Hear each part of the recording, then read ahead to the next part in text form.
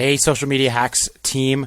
So I posted this video on the page earlier, and I wanted to just get some feedback to see who wanted to actually learn how to do this. One person commented, and that's good enough for me. So I'm just going to record a quick video here and tutorial on how I actually made this video. And it's probably simpler than you think using Canva. There's a lot of free stuff in Canva that you can use to make it look like this. So here's the video that I set up here. So all it is it's some video backgrounds, it's some faded shapes and then text, and then we just animate some of the text and then choose how long we want that slide to run for. So it's super simple. Now, what's the point of these? Why would you even use them? Well, you use them because not only are they informative to people who are following you, but if you get into the paid ad space, there's kind of two trains of thought here, right? The first train of thought is that you can go after, cold leads and then do a lot of the nurturing on the back end. That's what most people do. That's what most marketing agencies do. It's a really good way to get a lot of leads, but they take a little bit more time to actually convert. And so the solution that I subscribe to a little bit more is actually doing a little bit more work on the front end and getting people who are engaging with your content, using videos like this in engagement ads so that you can retarget people that are actually engaging. So somebody who's going to sit there and watch a 42-second video that's informative on, buying a house or the things to look for in selling a house is probably far more likely interested in buying or selling than somebody who's just curious about a bunch of homes that might hit the market. So we use this kind of stuff to put your brand out there, get people engaging with it so that they see your name over and over and over again. And then we retarget the people who watch most of your videos, if not all of your videos, with lead generation ads. So by then the lead already knows who you are. They've already been somewhat informed with your content. And typically they're a lot easier to close on the back end. So it takes a little bit more front end work, but the back end work is a lot easier when you start to get those leads from people engaging with your content. So that's why you would use a video like this. So now let's just jump right in and talk about how to actually do it. And it's very simple. So all we've got here is I've obviously sized these as Instagram templates. And the reason that we do that is because a square image takes up more real estate on a mobile phone screen, which is where most people are going to see your content. So we want to fill up that screen as much as humanly possible, which is why we use Instagram sizing, which I believe is 1080 by 1080. It's just a square. It's super simple. Okay, so the first thing that you're going to want to do is to create your first slide. You're going to start with a video in the background. So if you're not sure where to find a video inside Canva, all you got to do, let's just start a new slide here and we'll add a new page and we'll literally just start this from scratch. So what you're going to want to do is you're going to want to click over here to elements. And then inside elements, you can search for whatever you want. Just think of an idea and let's throw it in there. So I'm just going to search for home.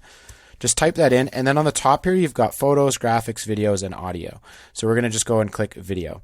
So let's just use this little girl jumping on a bed. So we're going to pull that in here, and we're going to actually just expand this, and don't worry about things getting expanded outside the borders, because we're going to center that here in a second. So we're going to go like that. We're going to put that there. Now, the next thing you're going to want to do is you're going to want to put some border or a background around it so that you can separate the video from your text and make it more readable. So you can see here with the outline that all this is actually just a rectangle. And then we've just moved that rectangle and angled that rectangle a little bit inside the video. So what I usually do here is I'll create that rectangle and then I'm just going to duplicate it and I'm going to flip it so that you get these different angles here. So you've got this angle here, you've got these angles, which is in most of these texts. And then we're going to actually fade it. So let's go ahead and do that to this video here now. So now we're going to go to elements. We're just going to go all, and we're just going to search for square or rectangle. It doesn't really matter, but you're going to get a bunch of this stuff. So you want to make sure that you pick one that you can change the color of, which this one we can. So all you're going to do is you're going to expand this square out so that it will cover the screen here. And then you're going to rotate it to get that desired screen coverage that you want. And we're going to do that to make sure that it's all centered. Now let's go ahead and change the color. We can come in here and find some default colors. Let's go with that blue. And then the next thing that you want to do so that you can kind of keep the video, in the forefront still, is you want to fade it a little bit. So you want to create a little bit of transparency. So you're just going to click on transparency over here, and you're going to fade it just enough. And again, once you've done this one time, you can duplicate this for all the rest of your slides so that it's the same, it's consistent across all of them. So if you wanted to do that, you could literally just come here, you can click on this square. I can hit Command C on my Mac, come down here, delete it, and hit Command V on this slide. Well, maybe that didn't work. Let's go copy. There we go. And then we'll come down here and we'll hit paste. So now it's identical to what it was before. Next thing you can do is you can just create your headline, which is, again, super, super easy. So we're just going to go click here and we're going to pick text. If you've already got a branding set up inside Canva, by default, your text will already be set to your brand text. So we're just going to add a heading, and then we're going to drag it up to where we want it. And we'll put here like 5 tips to improve your home's value. Right? Something like that. Now, once you've got that text in there, you can adjust the text box size and then move it to where you want to move it. And then let's make it white, because white typically stands out a little bit better on these types of backgrounds. And then because it's a headline, we're going to make it bold as well. And then you can adjust the sizing here as well. So that's that. And again, once you've got your first one done, you can just copy this and the text is all going to remain the same. And then you're going to do a subheading, and now you can start to write your content underneath this post. And the nice thing about Canva is that it lines everything up. So you'll notice that if I wanted to line it up on the right, I just scroll it over there, center's there, and then left is right there. So you can line these up super, super easily. And then we're just going to say this is some text about improving the value of your home.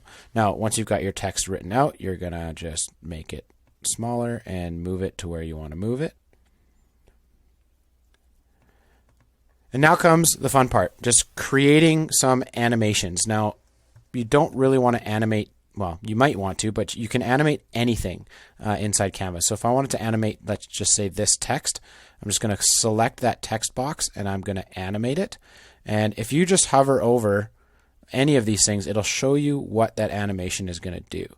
So this is the animation that's on all the other ones. So I'm just going to select that one. And then I'm going to come here and I'm going to do the same to this one. So now it's just going to slide in just like that on all of them. Now the next thing that you're going to want to do, the very last thing that you're going to want to do here, is select the whole slide. And you'll notice that the timer on this is 43.9 seconds. And the reason for that is because this video that I have on the background is 43.9 seconds. So if I want this to just run for, say, 5 seconds, I'm just going to come here and I'm going to say 5 seconds. And now you can actually take this slider and you can select where in the clip you want that 5-second clip to be. So super, super simple. And then obviously just take a look and see if it's all framed right and you like it, and then you're done. So now that you've got all your slides in place, all you got to do is click download, and you're going to download it as an MP4 file, and that is going to create a back-to-back slideshow image that's really good for infographics, really good for information, but it's also a little bit more engaging because there's things moving around inside that video that catches people's eye, and it's much more engaging than, say, just a straight picture with information. So that is why we do this with our clients, and that is how you do it in Canva. It is super, super simple. So guys, I hope you guys found a little bit of value in this video. I'll probably give this away to somebody that wants it. So comment on this video and I'll actually just give you this template and you guys can just edit this and make it your own. You can replace the videos. You can change the colors of all of this stuff. So just comment below on the video if you want it and I will send it to you in your inbox. Take care.